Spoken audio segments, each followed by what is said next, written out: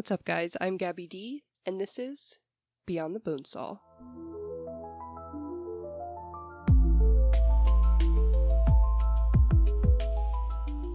Welcome back, guys. I don't know about you, but I am glad we are finished up with the Ted Bundy case. And today joining us is the one and only me. That's right, we are back to some solo cases. And today we'll be going over the Beast of Manchester. Trevor Joseph Hardy was born June 11th, 1945, in Newton Heath, Manchester, England. He was raised in a well-respected working-class family. It looked like a nice place, honestly. It was brick townhouses all over. A good sense of community. Outside, all the neighbors and kids, they'd hang out and play together. Hardy was actually the youngest sibling. He had 2 older siblings, but that only lasted until he turned 7.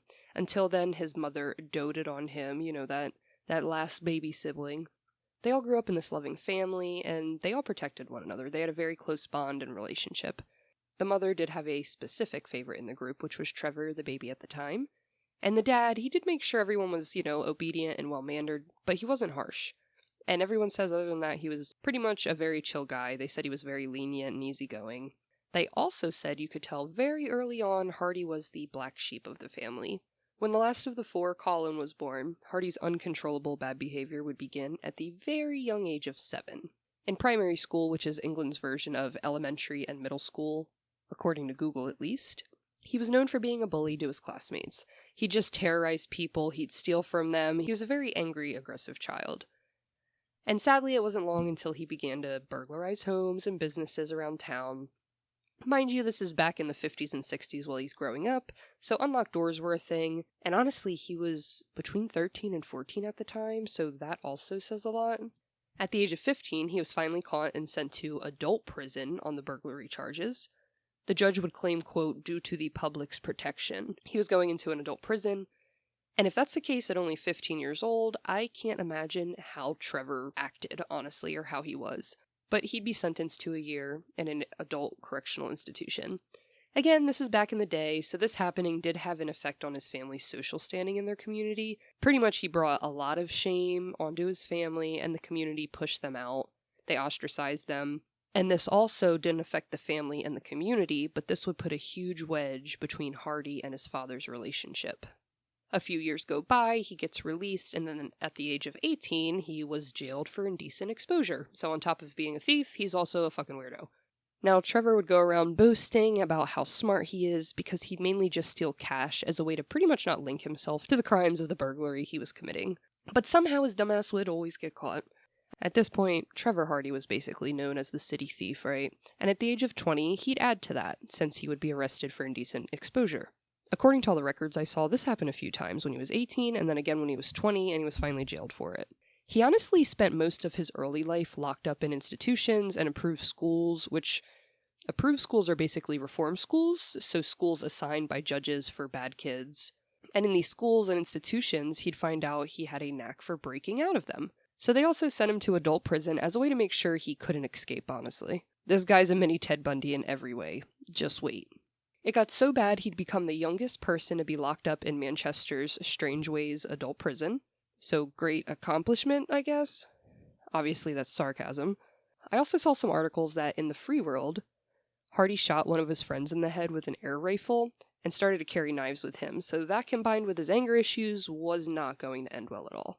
And honestly, his anger grew with Hardy.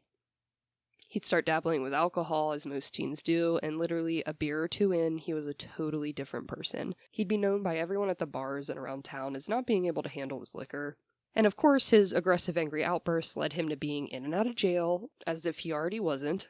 And at this point, we can see he's not headed for anywhere good at all. He's being arrested on indecent exposure, which, if that isn't the beginning of a rapist, I don't know what is. He's breaking into people's houses, he's stealing, he's beating people, and I mean, all of this is before he's fucking 20, so he's not headed anywhere good. Hardy would grow to be about 5'7", and known for having a hard-as-nails spirit.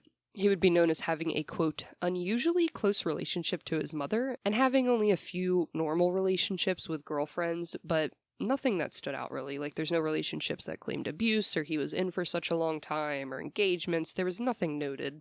I did see some reports too that Hardy liked to dress in women's clothing, and in the 70s, that was a big no-no, so that caused a lot of issues. Again, I don't know if that's true or not, I only seen it a few times, and I like to see the same facts at least 3 times before I share them, but I just wanted to share it with you guys, because if this is something he is keeping deep inside that he likes to do, that can kind of explain a little bit of the anger, you know, like it's just building up inside of him, not trying to give the man excuses, obviously, but I think it's human nature to try to understand things that we don't understand, including serial killers. At this point in his life, Trevor Hardy was becoming a ticking time bomb, and that anger mixed with alcohol, like I said, wasn't a good match to say the least. Customers in bars would also state Hardy would get a few drinks in him and become very quick to use his fists, so he'd beating people up left and right. In his 20s, during an unprovoked attack, he would approach a man, headbutt him in the face, and then stab him in the leg, narrowly missing an artery, thank God, but he literally did this for no reason whatsoever. Needless to say, Hardy had been in trouble for much of his life. His last arrest for something besides murder would be due to him going in a bar and drinking, of course. And at this point, he's banned from several bars, so he sat down at a bar that would actually take him, and he started chatting with a man named Stanley O'Brien. They seemed to get along and just be having fun, you know, joking, getting a little tipsy, but we know Trevor Hardy, and that didn't last long, because Hardy can't control himself, especially with a pitcher in front of him. He would become aggressive and attack the man, all over who was paying for a round of drinks, and he attacked him with a fucking pickaxe. He hit him all over his body with the pickaxe. He even hit him in the head a few times. Somehow the man survived the attack, but his life was changed forever. Of course, Hardy was jailed at a prison at the Isle of Wight, which sits on the coast of England. He would be sentenced to 5 years, and the judge told him he was a menace to society, which is a great movie if you haven't seen it. And looking at the rap sheet that Hardy has built for himself, I completely understand why. Of course, Hardy claimed he had been set up and vowed to kill Stanley when he was released, along with his girlfriend who ghosted him after a year of him being in jail. Which is a very random fact I had to sprinkle in there because it does come up later. So Hardy does his stint in prison, 5 years go by, he's finally released. But when he got out, he was informed through his parents that Stanley O'Brien had actually already died. And when I looked into it, because obviously I wanted to see what happened to Stanley, it seems like it doesn't explain exactly what complications led to his death, but it does state that because of the injuries Trevor Hardy inflicted on him, pretty much that they contributed to his death. So hearing that Stanley O'Brien was dead, he decided, I'm going to take all my anger out on Beverly Driver, his quote, ex-girlfriend. And remember, Trevor Hardy, he's over 20 at this point. Now, his ex-girlfriend, Beverly Driver, was really a 15-year-old schoolgirl, a child. At this point, he became obsessed with her, and he was obsessed with her before he even went into prison. While in prison, Beverly wrote him, but her parents found out and told their 10-year-old child to stop writing a 28-year-old grown-ass man who was in prison for almost killing someone else with a fucking pickaxe. So rightfully so, they told their child to stop writing him, and she did.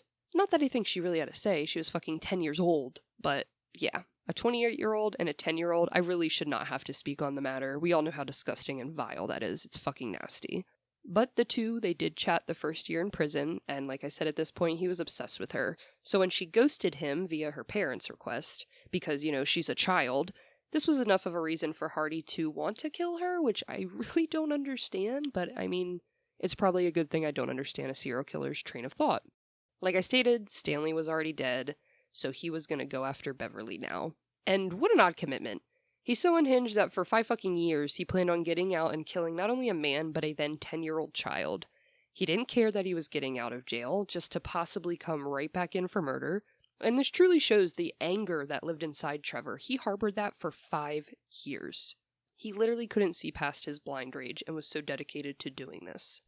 And I don't know about you guys, but if I was in prison for any amount of time, I probably would never want to go back there, right? But Trevor, he didn't care. I feel like prison became a home away from home for him, because at this point he also spent more years inside prison than outside. And a lot of criminals, they will view prison as another home, or their only home. At least you're fed, at least you get showered, you got a cot to sleep in.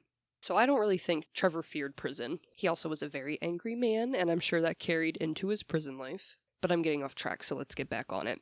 So Hardy's looking for Beverly. He goes to her parents' house, you know, because she lives with her parents because she's a child, and throws an axe through their front window I did see two contradicting things. Pretty much, he threw the pickaxe through her window when he found out either she wasn't home or that she had a new boyfriend and he just lost his shit. Two contradicting stories about it, but either way, he threw an axe through their window.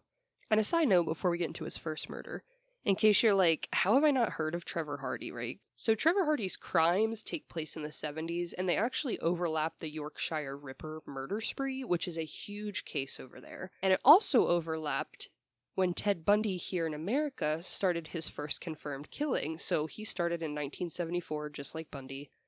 So it really isn't a big mainstream case, but honestly, this guy is legit a mini, dumber version of Bundy. He's biting victims, he's trying to evade police, he's just stupid as shit. About a month and a half after his release, on December 31st, 1974, New Year's Eve, Hardy was actually out looking for Beverly when he came across his first victim. He was seeking Beverly out at this point. I don't know if he had like a cool down period for a month and a half after the parents or whatever, but he recently caught wind that Beverly had a new boyfriend and he was livid. Eventually, Hardy mistook Janet Leslie Stewart as Beverly and attacked her immediately. Sadly, all I found out about Janet was that she was born in 1959 and that she was only 15 years old and currently held the title of Rose Queen at the church she attended. I did find a photo of her that I'll post on social medias, of course, along with everything else I found on this case. But she had been out walking that night to meet her boyfriend for a New Year's work party when she crossed paths with Trevor Hardy.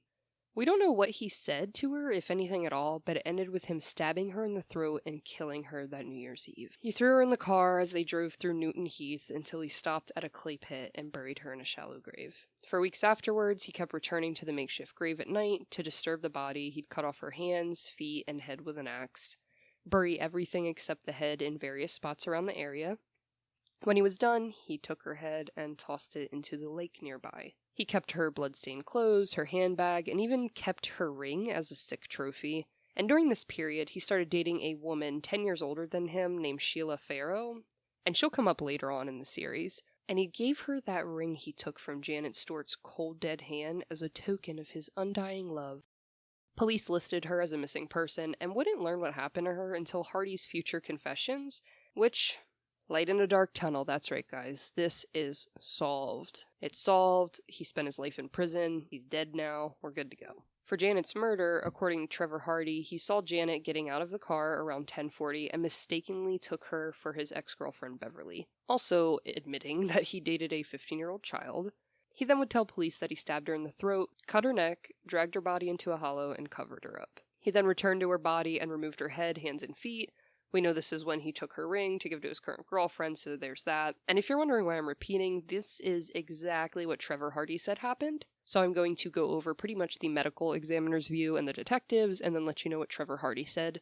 Of course, take it with a bag of salt, not even a grain, because serial killers, you know. He would say a bunch of school children saw him around the location of her dead body, pretty much boasting about it in a way, like, oh, all these kids saw me and I wasn't caught, because I'm so cool. It almost reminds me of how he would boast about only stealing cash instead of personal items from his burglaries, but also, like, you got caught.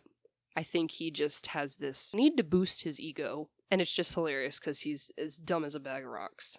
7 months later, on July 19th, 1974, 17-year-old Wanda Scala was walking home from a hotel she worked at as a barmaid. She was born March 24th, 1957 in Great Manchester, England, and sadly that's all I could find on her. Even on memorial sites, there's nothing, like nothing at all. But again, I did find a photo of her that should be online by the time you guys hear this, along with other victims. What we do know about Wanda was she was just minutes away from her home when Trevor found her. He bludgeoned her over and over again on the head with a brick, which shattered her skull and left her in an unrecognizable state. He also took off her tights and strangled her with them. And again, the bludgeoning and then the strangling, it's just similarities with Ted Bundy, honestly. She was sexually assaulted before she was strangled by Hardy, who would then bite off her nipples and leave bite marks all over her skin, which again reminds me of Bundy with the biting. He would also take her bloody clothes and her purse home, and I'm assuming at this point these are some kind of sick souvenirs to him. Before we get back into the case, I want to take a moment to shout out the first ever sponsor of the show, Dubby. If you listen to us, you probably know most of my research happens late at night. We're talking deep dives at midnight, open tabs everywhere, timelines, court documents, police reports, the kind of rabbit hole where suddenly I blink and it's 3 a.m. That's where Dubby comes in. Their jitterless energy blends mean no crash, no shaky hands, and no foggy brain. Just clean focus that actually lasts. It helps me stay locked in while researching cases or recording long sessions without burning out halfway through. And honestly, I love that I don't feel gross afterwards. No guilt, no wired feeling, just steady energy when I need it most. If you want to support the show and stay sharp during your own late night deep dives, head over to dubby.gg. That's dubby.gg and use code BONESAW at checkout. That's BONESAW for 10% off your entire order. Huge thanks to Dubby for supporting the pod, and a huge thanks to you guys for listening. Now, let's get back to it.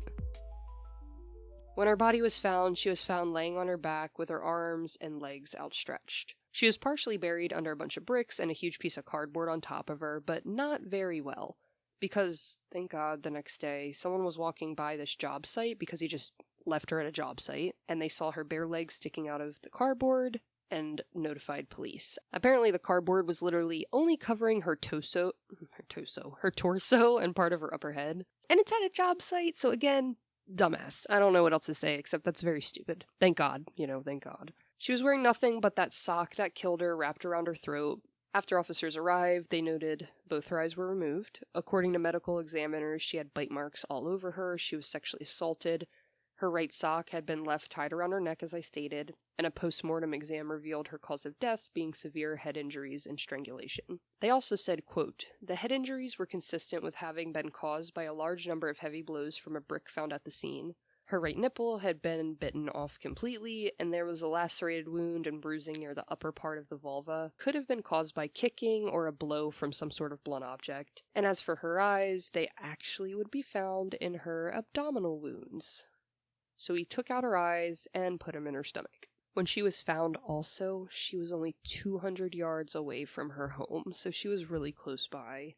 At this point, her parents are wondering where she is. She was supposed to be home around 1 a.m., but never showed. They would eventually learn the police commotion near their house had to deal with their daughter.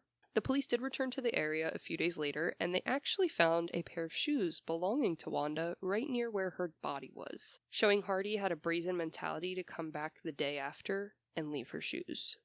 Now let's discuss his girlfriend Sheila Faro.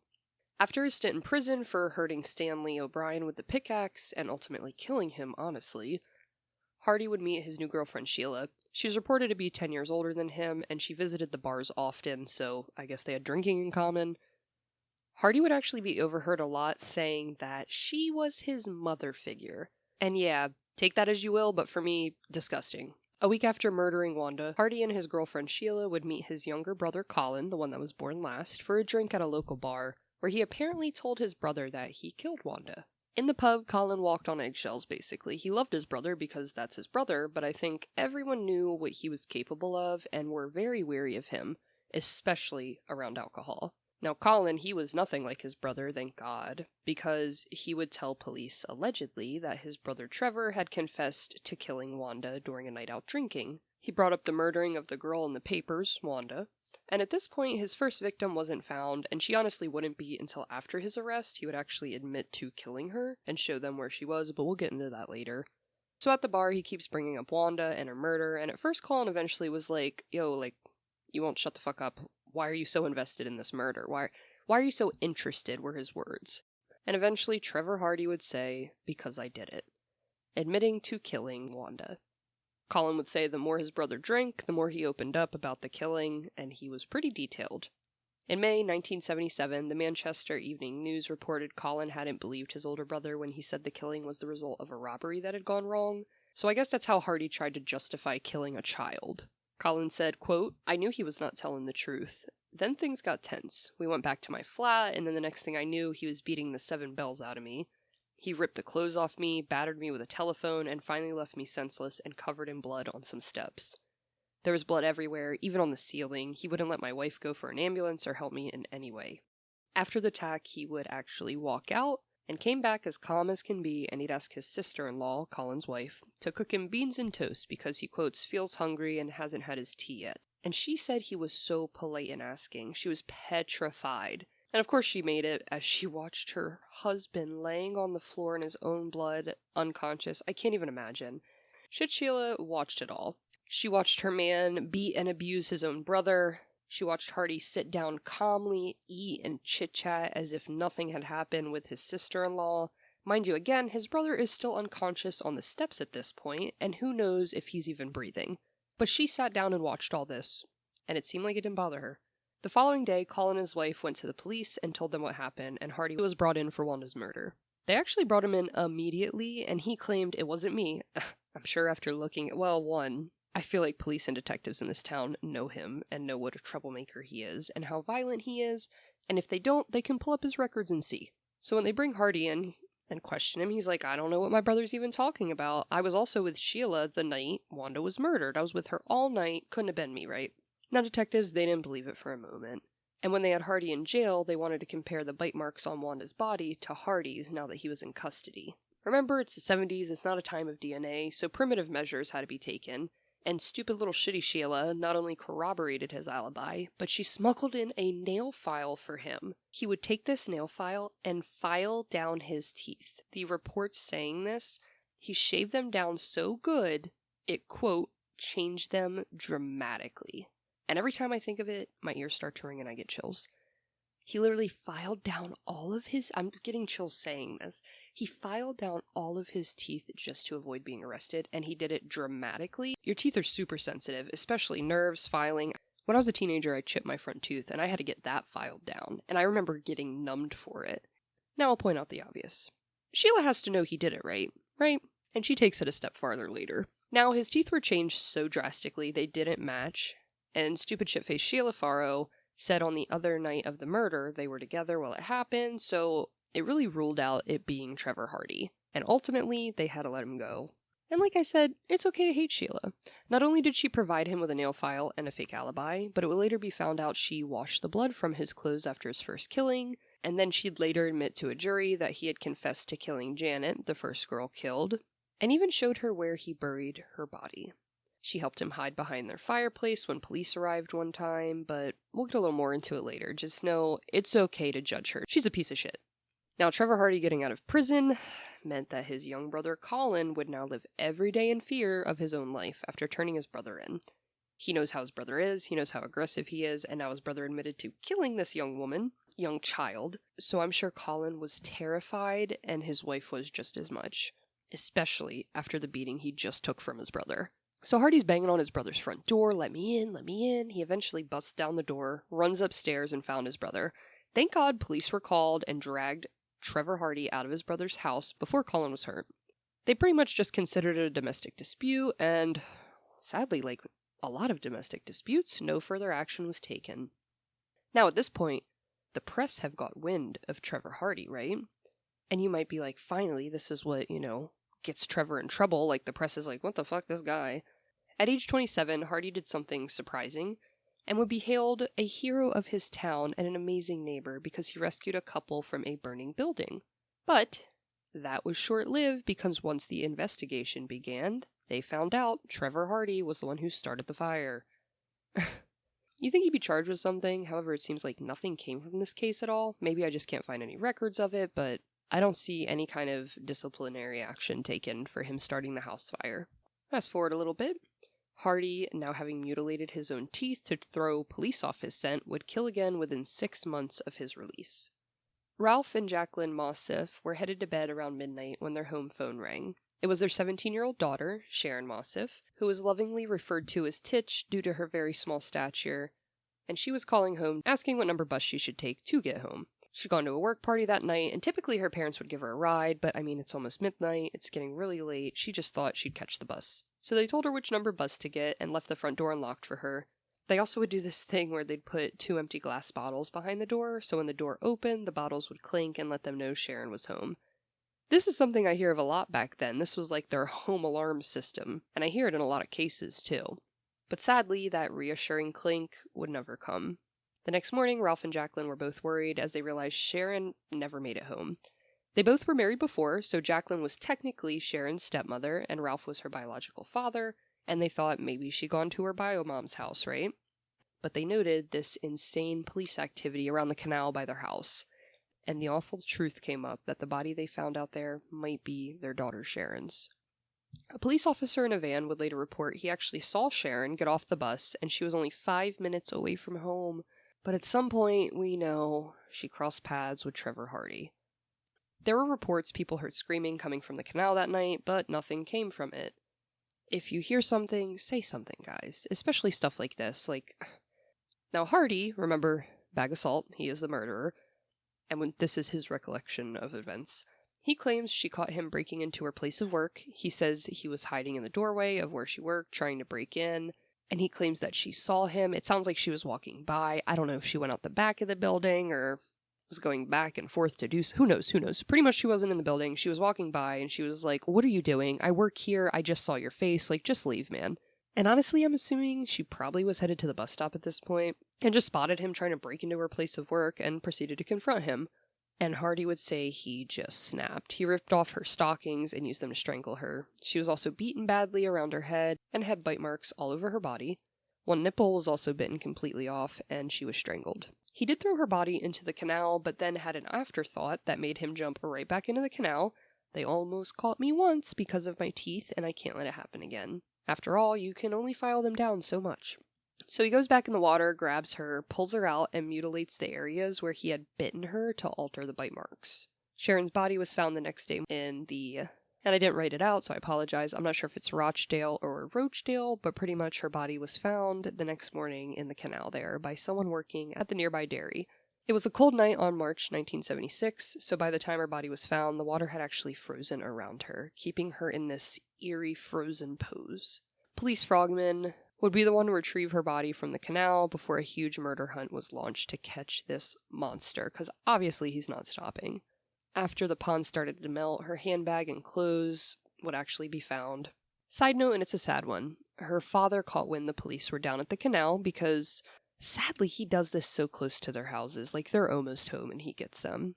So her father caught wind that the police were down at the canal, and something big happened because they were all over. Him worried because his daughter never returned home that night, went down there to check it out, and he said before he even saw what was going on as he was walking down there, he just felt it in his gut. This had something to do with Sharon, and he just knew his little girl was dead. Eventually, they will link the murders of Sharon and Wanda, the second and third victim, and realize they were now looking for a serial killer and turn their attention back to Trevor Hardy, because it makes the most sense. After this murder, Hardy went on the run to avoid attention, which didn't help him at all. He lived in quarries, railway tunnels, canal banks, wherever he could find. And while on the run, he would go after his last victim, 21-year-old Christine Campbell. She was actually attacked violently in a bar bathroom while she was using it. Trevor Hardy would beat her and attempt to rape her, his usual MO, and luckily, Christine Campbell manages to escape and is able to give a full statement to police and would later confirm the identity of Trevor Hardy as her attacker. Police then decided to follow Sheila Farrow because we know she's full of shit, right? Shitty Sheila. And I'm so sorry if your name's Sheila. It's just this Sheila, I promise. And she led them to a house in Stockport where they also found Hardy hiding, and he was then arrested for the murders of Sharon and Wanda.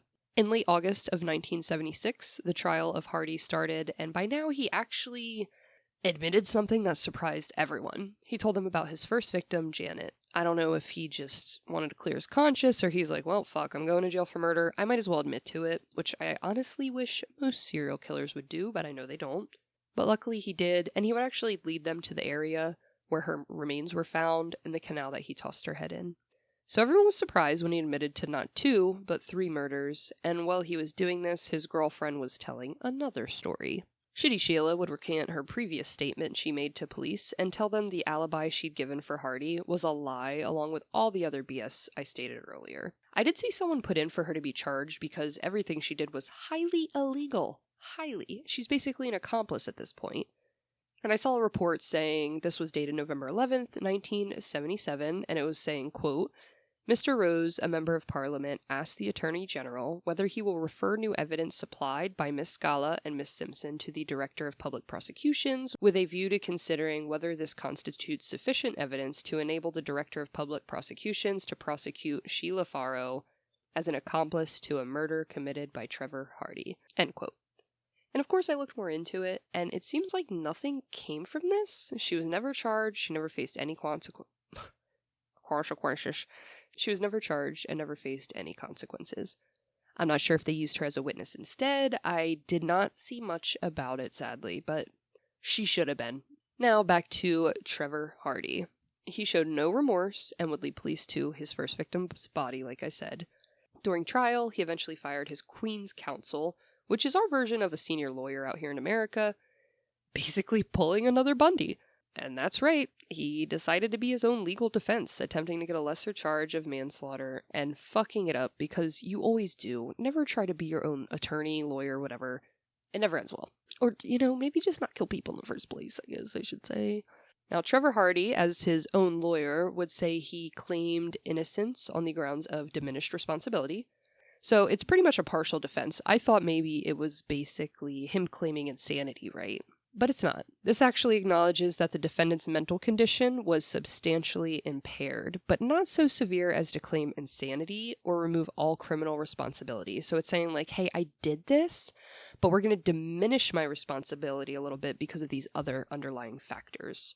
So it seeks to reduce the charge from a higher offense. So going from murder to manslaughter, this would make sense because that's what he's trying to get now. The jury, of course, didn't believe him, and within 70 minutes, they convicted him on 3 counts of murder. Before we jump back into the action, I have to shout out the first ever sponsor of our show, Dubby. If you follow me on social media, you already know I'm usually deep grinding Apex or running missions in Warframe, and when you're locking in for hours, the last thing you want is that mid-game crash. That's why I've been loving Dubby. They're known for their jitterless energy blends, which means no crash, no weird shaky feeling, and no guilt. Just clean focus that helps you lock in and carry your squad for hours. And if you're an anime fan like me, you have to check out the Crunchyroll collab. The anime themed shakers are insane. I've got the Chainsaw Man energy blend and the Free Run shaker on the way, and I cannot wait to show you guys. If you want to level up your setup and support the show at the same time, head to dubby.gg, that's dubby.gg, and use code BONESAW at checkout, BONESAW, for 10% off your entire order. All the info is in the show notes. Huge thanks to Dubby for believing in the pod, and a huge shout out to you guys for listening. Now, let's get back to it. At sentencing, the judge told Hardy, "This area is a happy place, but it will be a happier place without you. You have been convicted of the horrible murders of 3 young girls, and you will go to prison for life." End quote.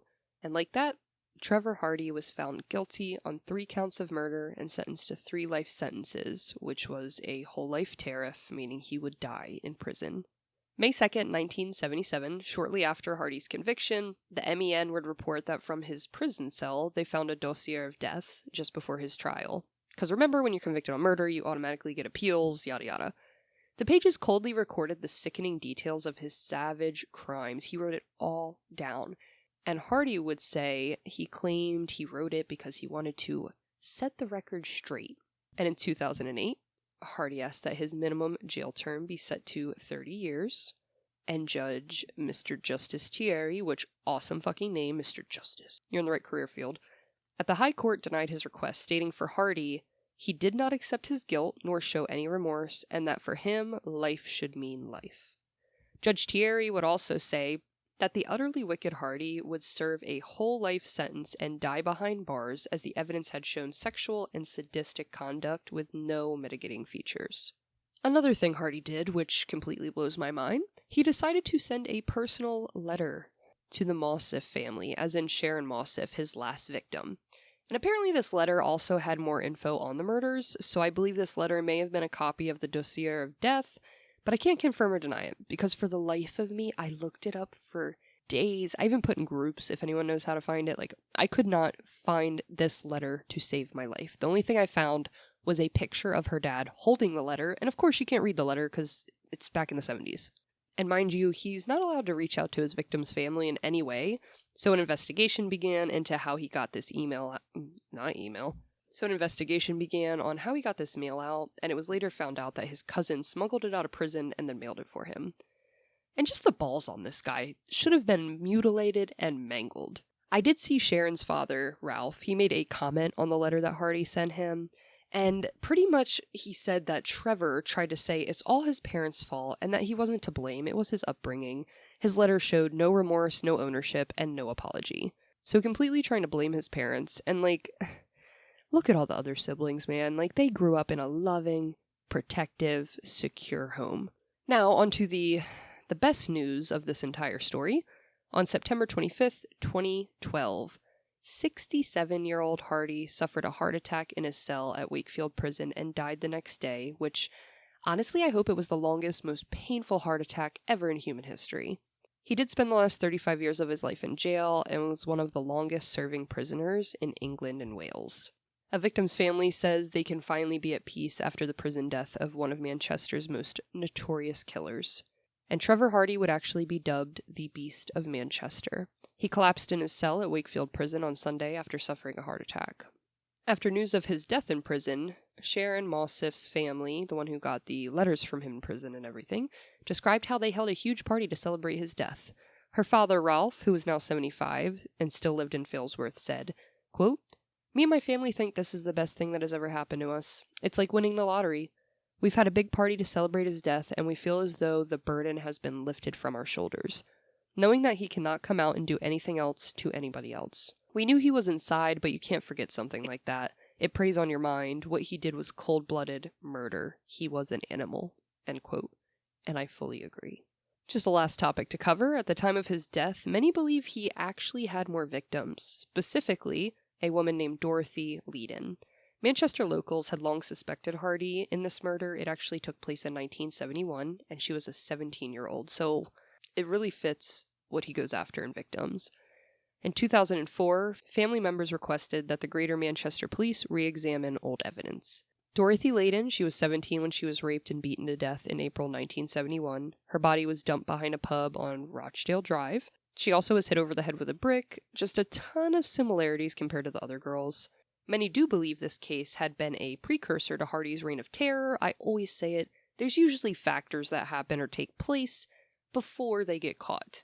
Whether it's rape, stalking, Police eventually re-examined the case, but they said in 2008 that forensic evidence discounted Hardy as the killer. Detectives reviewing the cold case believe forensic evidence exonerates him 100%, and DNA samples they found and examined more than 30 years later were not found to match Trevor Hardy's. If you're someone who wants to look into those reports, they're in the show notes along with everything else. But that was the case of Trevor Hardy, the Beast of Manchester, and the man who filed his teeth to escape a murder charge. Definitely let me know what you guys think, or if there's anything else you've heard, leave it in the comments. There really isn't much on the case, so if there's anything I missed, I'd love to hear it. I pretty much stated everything I found, honestly. If you're enjoying the show and want more, you can find us on Patreon under the show name. Over there, you get early access to episodes, ad-free listening, gory crime scene photos, and bonus episodes every month that I don't post anywhere else. If you want to support the show and help me keep bringing you these stories, you can check us out on Patreon. The link will be in the show notes, and direct links are on all social platforms. If you haven't already, consider leaving a 5-star review wherever you listen. It really helps the show grow and reach more people, so leave us a review, subscribe, tell your friends. You can let me know how you feel on TikTok, Instagram, or YouTube at BonesawPod. Find us on Facebook at Beyond the Bonesaw. You can even send us some case suggestions at beyondthebonesaw@gmail.com. Until next time, I'm Gabby D, and I'll see you beyond the Bonesaw.